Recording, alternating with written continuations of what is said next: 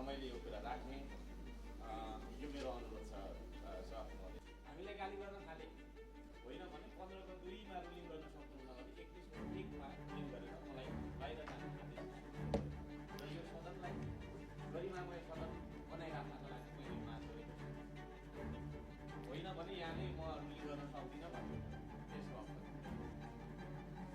माननीय सदस्यहरू, नेपालको संविधान, हाम्रो नियमावली, हामीले गर्दै आएको प्र्याक्टिस यी सबैलाई हेर्दा माननीय सदस्यहरूले हलबाट सभामुखलाई कुन विषयमा रुलिङ गर्ने, कुन विषयमा रुलिङ नगर्ने, कसलाई रुलिङ गर्ने, कसलाई रुलिङ नगर्ने, यसरी रुलिङ गर्नुहोस् भनेर सभामुखलाई निर्देशन दिने त्यो प्र्याक्टिस छ जस्तो मलाई लाग्दैन।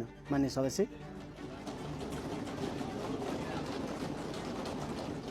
माननीय सदस्यहरूको कुरा सुनिसके पछाडि नेपालको संविधान, कानुन, ऐन, हाम्रो नियमावली सबैलाई हेर्दा सभामुखले उचित ठानेमा आफूले त्यसको निर्णय लिने सभामुखको जिम्मेवारी होला। त्यसकारणले माननीय सदस्यलाई फेरि पनि भन्छु, यहाँ बस्नुहोस् र सभा सञ्चालन गर्नलाई सहयोग गर्नुहोस्।